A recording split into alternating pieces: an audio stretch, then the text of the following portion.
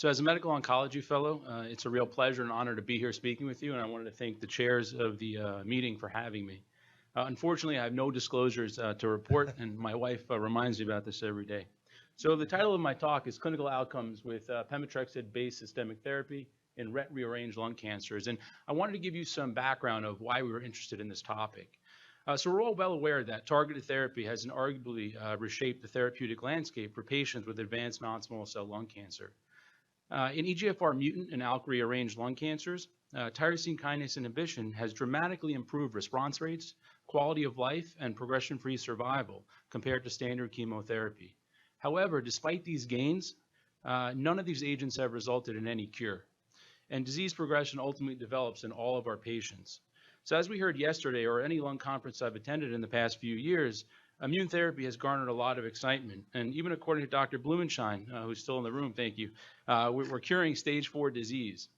Unfortunately, many of us believe that this is not the case. And, Tim Chan's work based out of our institution shows that immune checkpoint inhibitors represent a more pronounced benefit in patients who have substantial smoking histories and hence a large mutational burden or that harbor specific neoantigens. So the utility of immune-directed therapy for genomic alterations that are more common in never or former light smokers, by definition, less mutationally complex disease remains in question. And it's for this patient population that we still need to look at traditional chemotherapy agents. So as a medical oncology fellow at Memorial, I don't think chemotherapy is dead.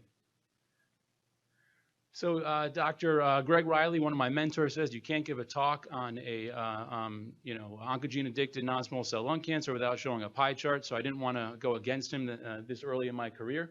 So I want you to focus on the RET rearrangements, which make up about 1 to 2% of all non-small cell lung cancer.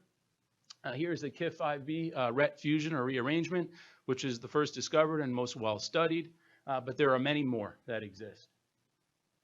So just some brief on the background of RET rearrangements, first discovered in thyroid cancer in the early 1990s, and there's an interesting story with cabozantinib that I won't get into here in medullary thyroid cancer, but RET rearrangements are proto-oncogenes, or RET is a proto-oncogene on chromosome 10q11, and it's a gene fusion that conveys ligand-independent dimerization of the kinase domain, leading to constitutive RET activity. And more importantly, as I mentioned, this is a druggable or targetable rearrangement. So we know in ALK-rearranged lung cancers, these may be highly sensitive to pemetrexed-based therapy. So does anyone know the historical response rate for pemetrexed in non-small cell lung cancer? Second line, it's like 8%. How much? 8% is second line for pemetrexed. Yeah. So historically, it's a little higher. It's about 30% in the historical data. In Profile 1014, this is a randomized control trial by Benjamin Solomon at Peter Mack looking at crizotinib versus chemotherapy in ALK-rearranged lung cancer in the first-line setting. Basically showed that cisplatin and pemetrexed in the control arm versus crizotinib had an overall response rate of 45%. So this was sort of astonishing to everybody, even at 8%, but at 30%, which the historical number that we thought.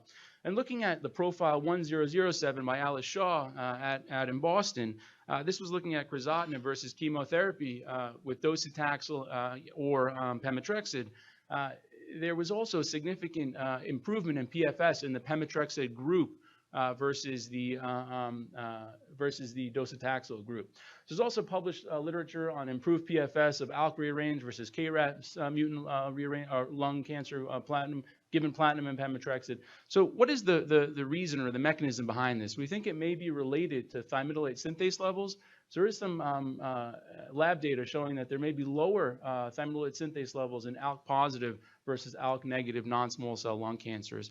So how about in the ROS1 rearranged arena?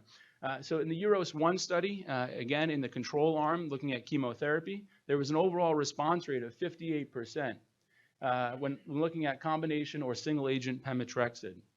So the efficacy of pemetrexed-based systemic therapy has not yet been studied or not yet been looked at in RET rearranged lung cancers, and that was the goal of what we wanted to do. So at Memorial, we performed a retrospective single review of records between the years of 2007 and 2014, really to determine the efficacy of pemetrexed-based therapy in advanced RET-rearranged lung cancers relative to other oncogene-driven lung cancers. And those are our controls, the ALK, the ROS1 rearranged, and the KRAS mutant. So our primary objective was progression-free survival, and our secondary objectives as listed. So eligibility criteria, obviously, you needed to have a pathologically confirmed non-small cell lung cancer, a documented RET, ROS1, or ALK rearrangement, or a KRAS mutation. You needed advanced disease, and obviously you had to be treated with pemetrexed, either in combination or as in monotherapy. And we excluded patients who received concurrent radiation therapy, targeted therapy, and/or immune therapy. Molecular profiling initially was done by FISH in the earlier days, and then more recently, multiplex hotspot testing, and now pretty much everyone is getting next generation sequencing using our MSK Impact platform. We had a dedicated radiologist who reviewed all the images in our study and basically graded them as complete response, partial response, stable disease, or progression. And we looked at overall response rate, PFS, time to progression, and the overall survival basically were compared in the RET-rearranged group versus the control groups that I had mentioned previously. So here are our numbers. There was a total of 104 patients. 18 patients had a RET rearrangement, 10 had a ROS1 rearrangement, 36 had an ALK rearrangement, and 40 had a KRAS mutation. So just to point out that the median age in the RET patient population was slightly older, and this was statistically significant when compared to the other groups. There was a pretty well-balanced male-female distribution, and there was no statistical difference between the sexes in different groups. Pack year or smoking history was something that was really interesting to us, and Tim Chan has done a lot of work on this. So interestingly, in the KRAS mutant group, as we expected, the median pack years is 36.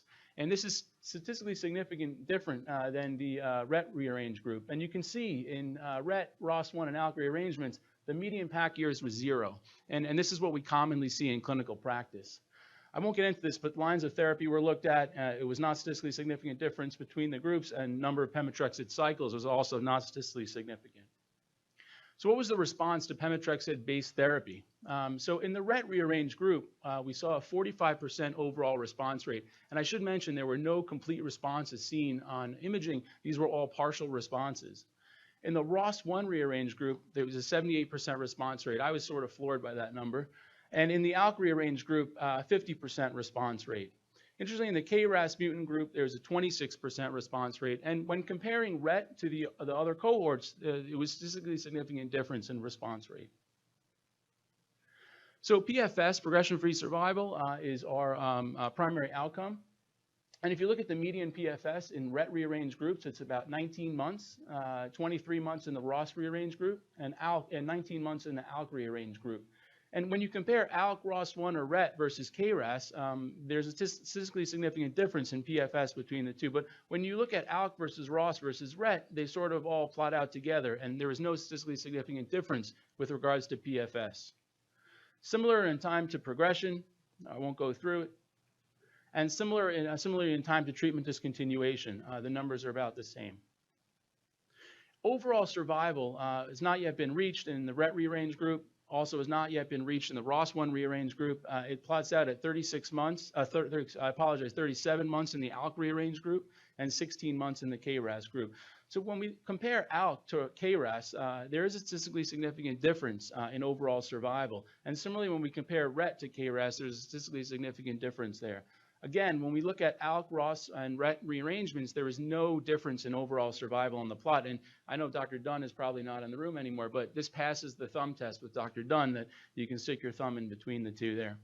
So in conclusion, RET rearranged lung cancers are sensitive to pemetrexed-based systemic therapy, and clinical benefit can be durable. So again, our historical pemetrexed response rates, or overall response rates, are around 30%.